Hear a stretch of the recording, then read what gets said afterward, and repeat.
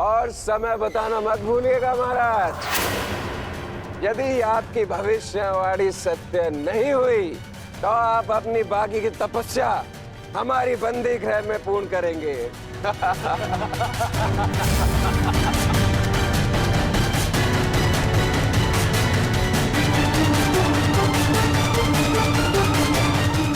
कौन क्यों है महाराज?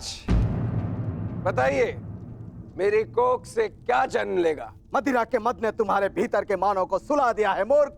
अब तुम केवल उस मूसल की भांति हो जिसमें कोई भावना नहीं होती। वो किसी भी वस्तु पर पड़ता है तो उसे कुचल देता है। ये लीजिए पिताश्री, ये हलवा मैंने विशेष रूप से आपके लिए बनाया है।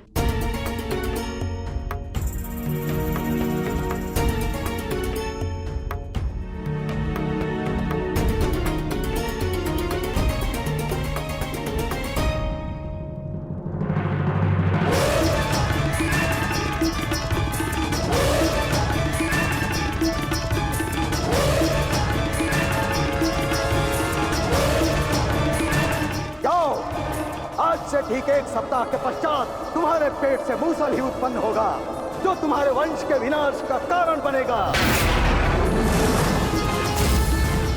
जिस मदिरा के मद में तुमने मेरा अपमान करना चाहा, वो मदिरा तुम्हारे नाश का कारण बनेगी।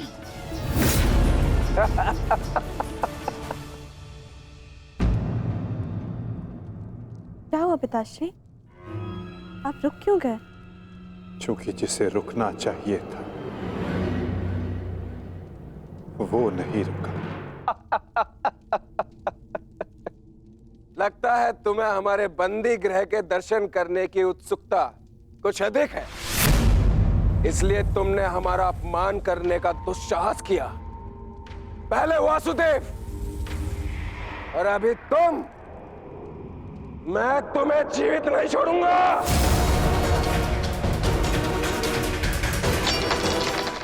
अरे ये क्या कर रहे हो मित्र? शांत हो जाओ और इनसे क्षमा मांगो ताकि अपना श्राप वापस ले ले। ये क्या कह रहे हो तुम? इस पाखंडी से क्षमा मांगू? ये एक पाखंडी है। भला कभी किसी पुरुष के कोख से कुछ जन्मते हुए देखा है? ऐसे ढोंगी साधु से डरने की कोई आवश्यकता नहीं।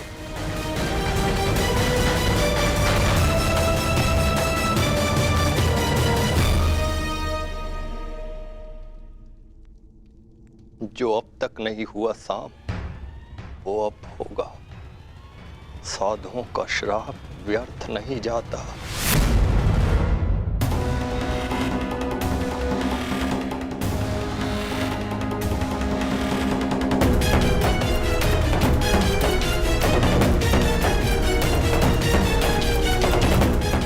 मुझे क्षमा करना पुत्री। कदाचित मैं तुम्हें कह सकता सदा सौभाग्यवती भव।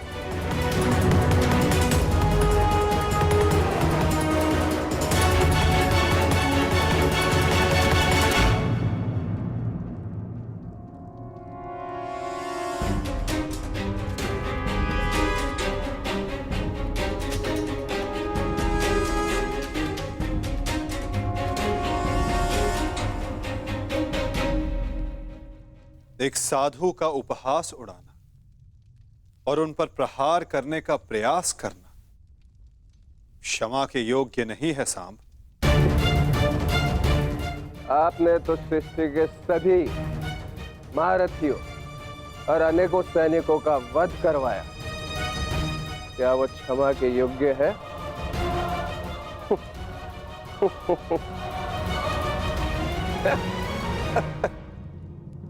प्रतिवर्मा, तुम्हारी उपस्थिति में ये सब हुआ और तुमने साम को रोकने का प्रयास नहीं किया। क्षमा चाहता हूं वासुदेव, हम तो केवल विनोद करना चाहते थे।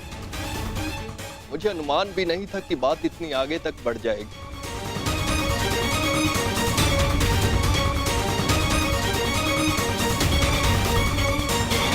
इतना समय 7 दिन।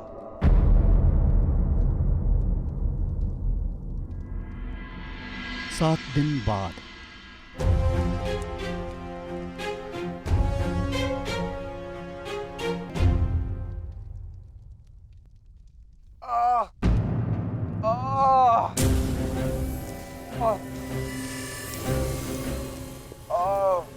सहायता करो मित्र, मेरी सहायता करो। अत्यधिक पीड़ा हो रही है।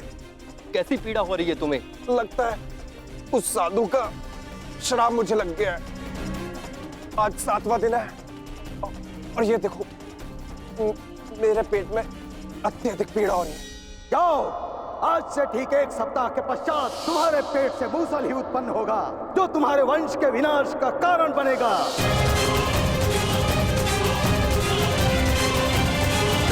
लगता है उस साधु का श्राप मुझे लग गया है। आज 7वां दिन है और ये देखो मेरे पेट में अत्यधिक पीड़ा हो रही है। जाओ, आज से ठीक 1 सप्ताह के पश्चात तुम्हारे पेट से मूसल ही उत्पन्न होगा, जो तुम्हारे वंश के विनाश का कारण बनेगा। इस पीड़ा से मुझे मुक्त करो मित्र, मुक्त करो।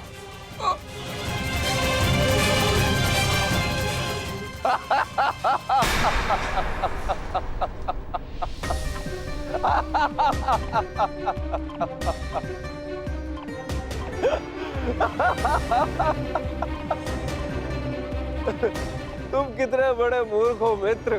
कुछ नहीं हुआ है मुझे, सही हूं मैं। कहा था ना मैं, वो साधु एकदम पाखंडी है। हम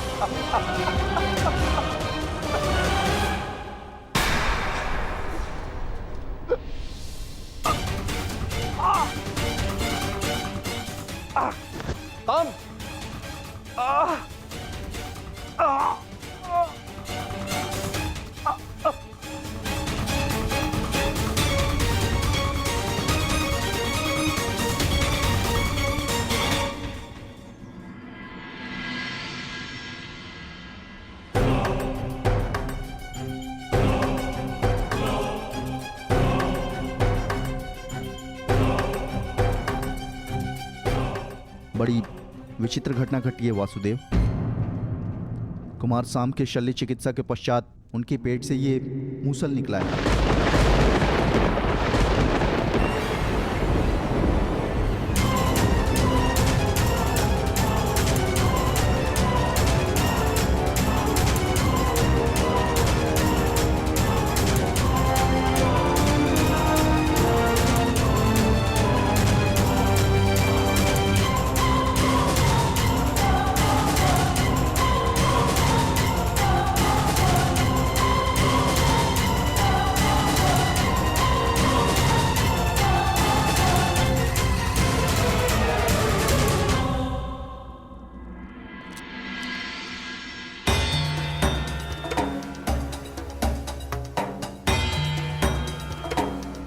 कुमार अब स्वस्थ हैं बलभद्र।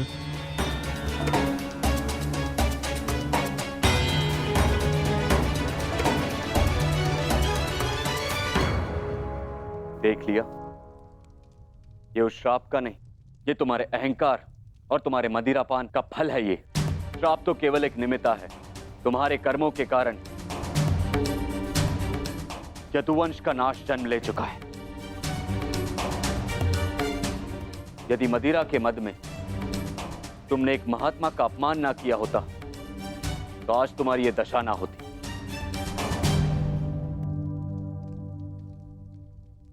अब कुछ नहीं हो सकता था। मनुष्य को अपने कर्मों का फल मिलता ही है, परंतु एक के कर्मों का फल पूरा वंश भुगते, ये नीति नहीं है। यदि अनाज के पौधों के बीज में घुन लग जाए तो वो सारी फसल नष्ट कर देते हैं दाऊ। नहीं कान्हा, मैं सांब की मूर्खता का फल समस्त द्वारका को नहीं भुगतने दूंगा।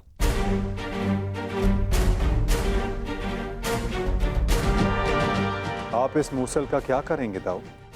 श्राप था कि मदिरा पान के कारण द्वारका का नाश होगा। मैं आज ये घोषणा करता हूं कि समस्त द्वारका में किसी भी प्रकार का मद्य का उत्पादन, सेवन या बिक्री वर्जित है।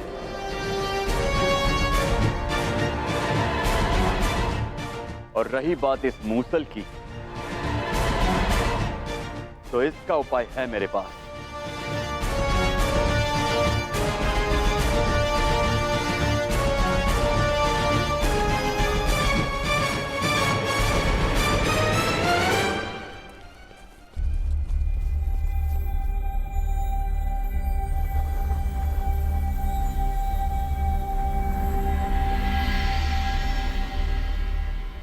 आपके आदेशानुसार मूसल की भस्म बना दी गई है बालभद्र।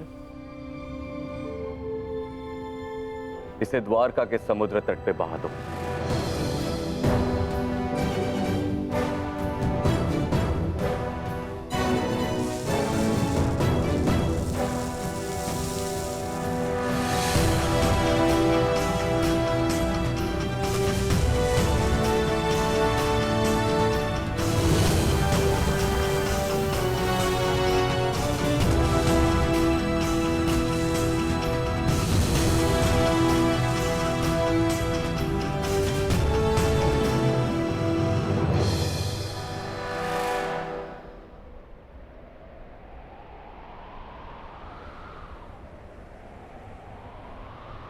दाऊ,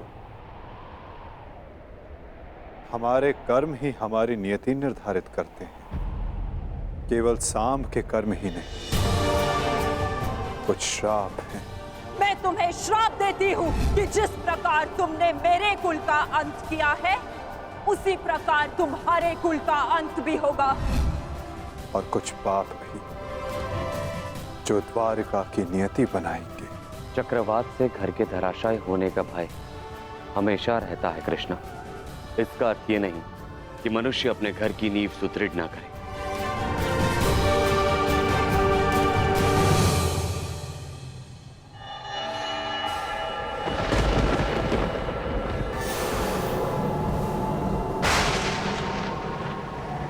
जब नींव गल जाती है दाऊ,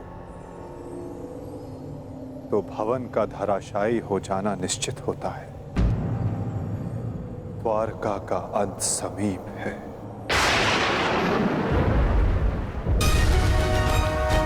नहीं कान्हा, मेरे रहते हुए ऐसा नहीं होगा।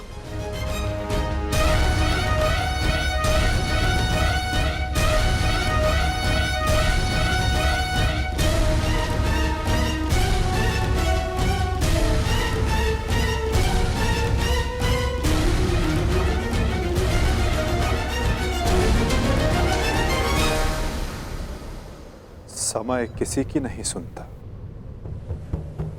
और ना ही श्राप आपकी सुनेगा दाऊ। नियति ने जो चुना है हमारे लिए,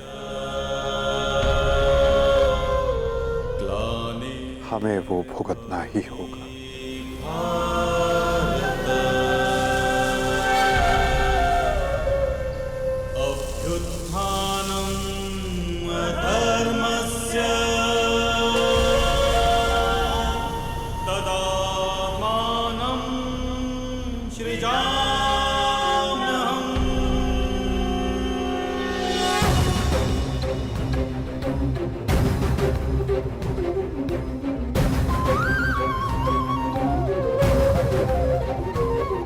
हर एक सरकंडे में एक आहुति छिपी है दाऊ।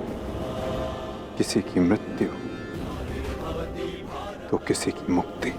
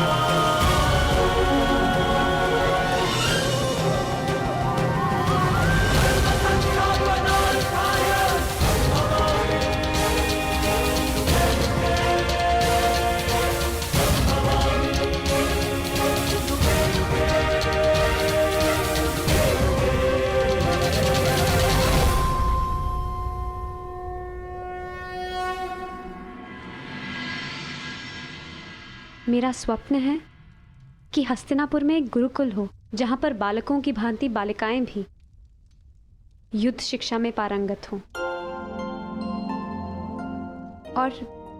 और अपनी सुरक्षा करना सीखें। अति उत्तम विचार है पुत्री।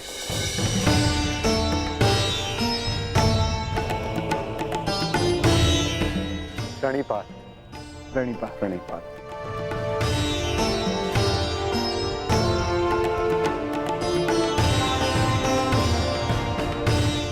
यदि प्रत्येक स्त्री अपनी सुरक्षा में समर्थ हो जाए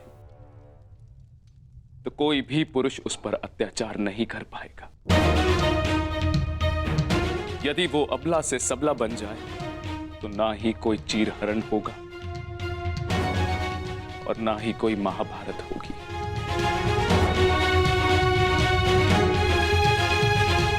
ज्येष्ठ पिताश्री, आपने स्मरण किया? हाँ पुत्र, एक महत्वपूर्ण निर्णय लिया है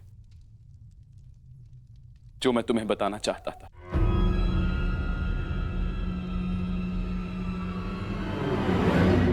गांधारी, जीवन का हर चरण देख लिया पुत्रों, परंतु अब वानप्रस्थ करके संन्यास ग्रहण करने का समय आ गया है।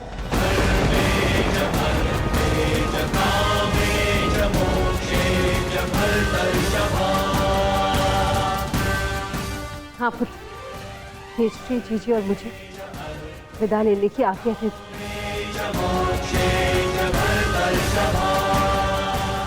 प्रस्थान? किंतु अचानक ऐसे? क्या हुआ माता? कोई समस्या हुई है या हमसे कोई भूल हुई है जिससे आपको कष्ट पहुंचा है? नहीं पुत्रों, तुमने और द्रौपदी ने अपना कर्तव्य कुशलता से पूर्ण किया है और अब हमने निर्णय लिया है कि हम तीनों वानप्रस्थ के लिए प्रस्थान करें।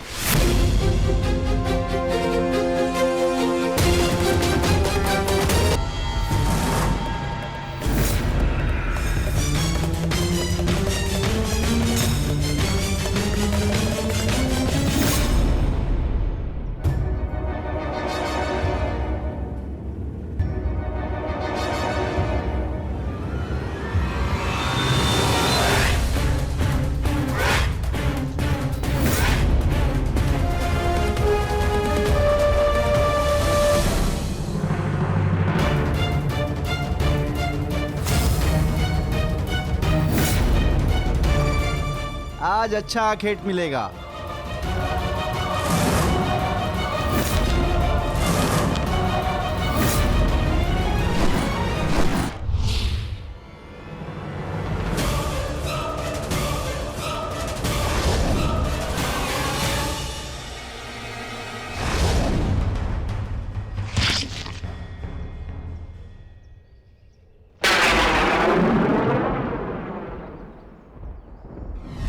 ये बाण मेरा चरण भेद नहीं पाया, परंतु अब से मेरे शरीर का ये भाग सबसे दुर्बल होगा और अब कोई भी बाण मेरे इस स्मरण स्थल को भेद पाएगा और यही मेरे इस देह को त्यागने का कारण बनेगा।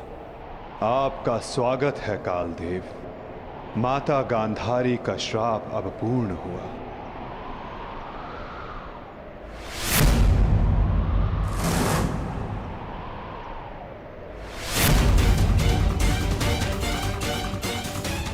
श्री कृष्ण, ये कैसा अनर्थ हो गया मुझसे? प्रभु, प्रभु मुझे माफ कर दो प्रभु, मुझसे बहुत बड़ी भूल हो गई। मुझे लगा कि यहाँ कोई हिरण है, परंतु। तुम विलाप ना करो व्याध, तुमने कुछ भी अनुचित नहीं किया। जो कुछ भी होता है सब में मैं स्वयं सम्मिलित होता हूं। कर्म के चक्र को कोई नहीं टाल सकता। त्रेता युग में मैंने जब श्री राम का अवतार लिया था, तब उस युग में तुम वीर वानर वाली के नाम से प्रसिद्ध थे और उस युग में मैंने बाण चलाकर तुम्हारा वध किया था और उस कारण हेतु आज तुम्हारा बाण मुझे आकर लगा है।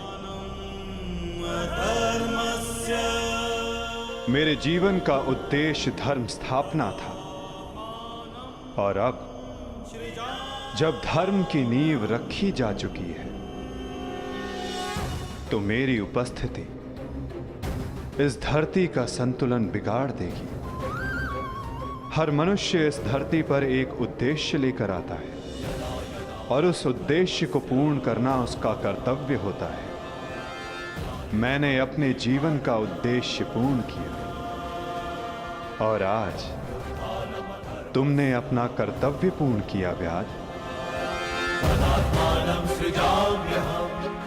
किंतु जब जब धरा पर अधर्म और अन्याय बढ़ेगा, मैं तब लौटकर पुनः आऊंगा। मैं जा रहा हूं, किंतु मेरी सीख गीता का ज्ञान बनकर समस्त संसार में शेष रहेगी। वो बालकों की चंचलता में होगी, इस संसार के कण कण में होगी। रूप बदलेगा, किंतु मैं सदैव रहूंगा। शरीर का अंत होता है, किंतु जो अमर रहता है वो है सीख।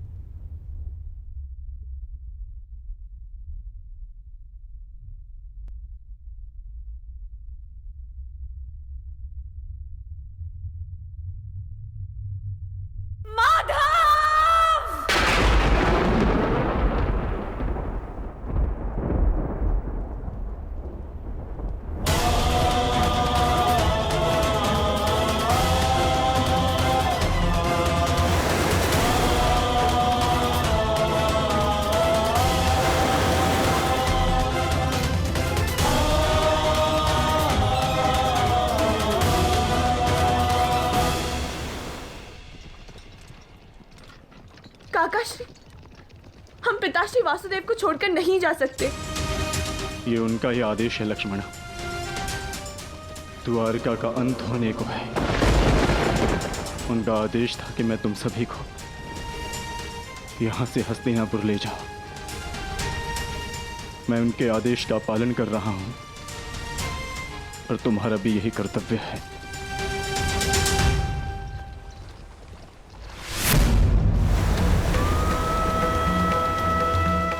हे भगवान,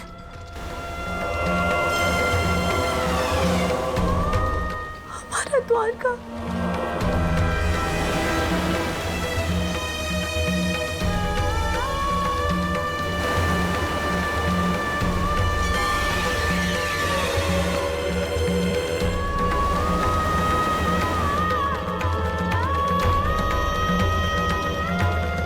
माधव का संदेश था लक्ष्मण कि लक्ष्य पूर्ण हो जाने के पश्चात समापन आवश्यक है, अन्यथा संतुलन बिगड़ता है। सृष्टि अपना संतुलन बना रही है लक्ष्मण।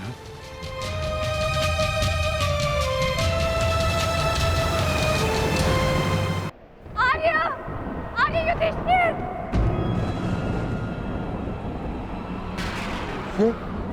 ये तो पांचाली का स्वर है।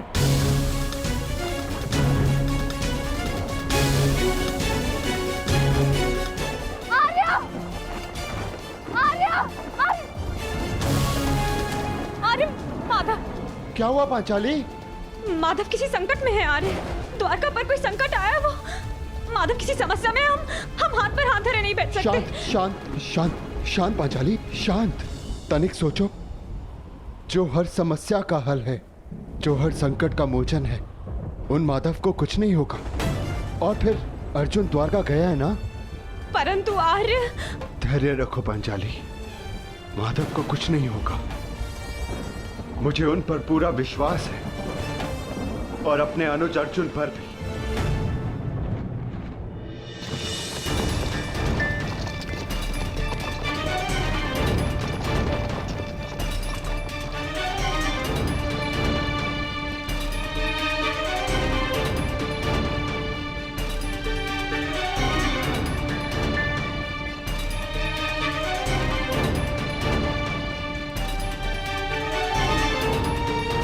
सारथी, रथ रोको।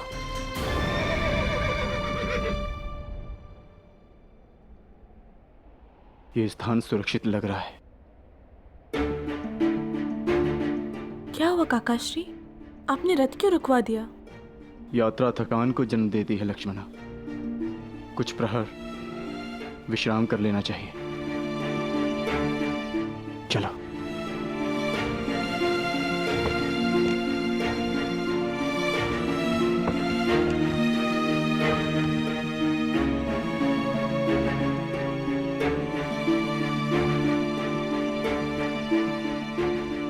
आज मैं तुम्हारा सारथी नहीं हूं पार्थ, आज मैं तुम्हारा सखा हूं। एक ज्येष्ठ भ्राता के समान हूं पार्थ, और जैसा मैंने कहा है वैसा करो पार्थ।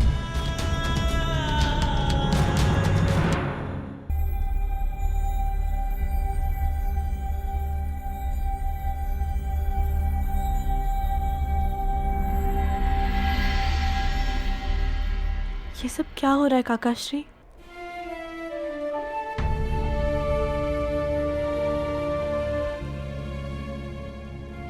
हम सभी मनुष्यों का जीवन एक यात्रा के भांति होता है लक्ष्मणा, जिसे हमें पूर्ण करना होता है। जहां से एक मनुष्य की यात्रा समाप्त होती है, वहीं से एक दूसरी यात्रा का आरंभ होता है।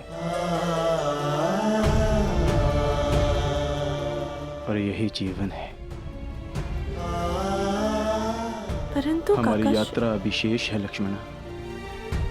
तुम थक गई होंगी, जाओ विश्राम कर लो। जैसी आपकी आज्ञा हो।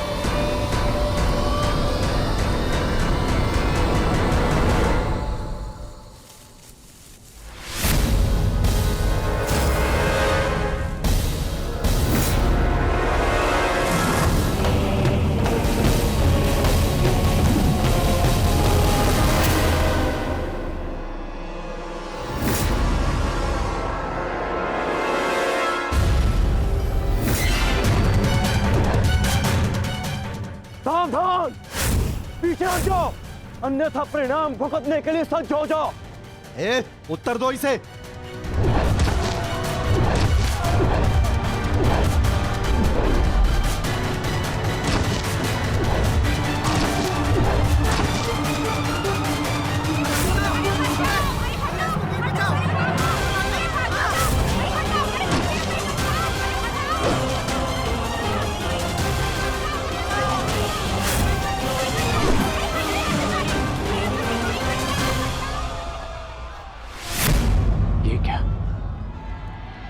मैंने तो सहस्त्र चलाया था, मेरे बाण शस्त्र बाणों में परिवर्तित क्यों नहीं हो रहे?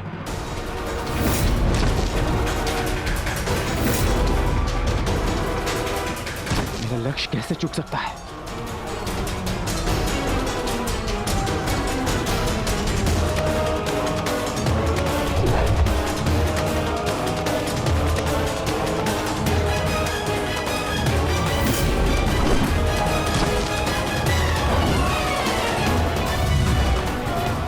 पर्वतास्त्र,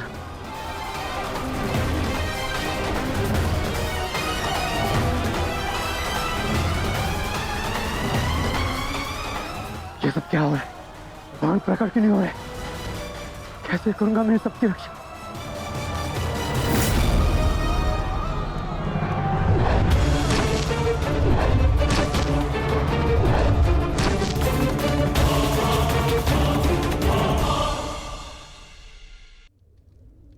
सागर तो आप सभी ने देखा होगा, बाहर से कितना उन्मुक्त और भीतर से कितना शांत। उसकी बलशाली लहरों को देखकर ऐसा लगता है कि मानो वो सब कुछ चूर चूर कर देगी, परंतु उसके गर्भ में ना जाने कितने अनदेखे अनजान जीव पलते हैं। उसके भीतर मोती मुक्ता जन्म लेता है।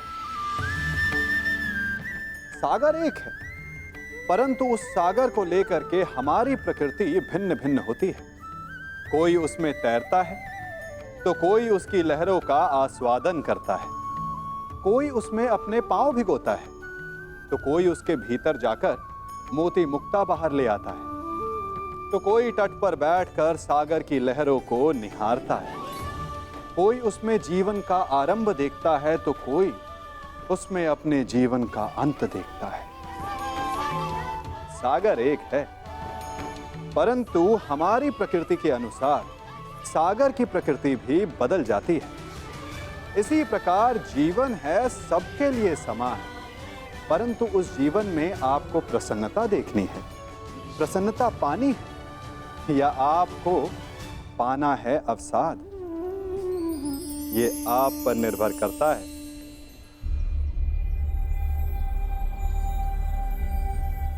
काल की भूख मिट चुकी है पार्थ, परंतु सागर अब भी प्यासा है।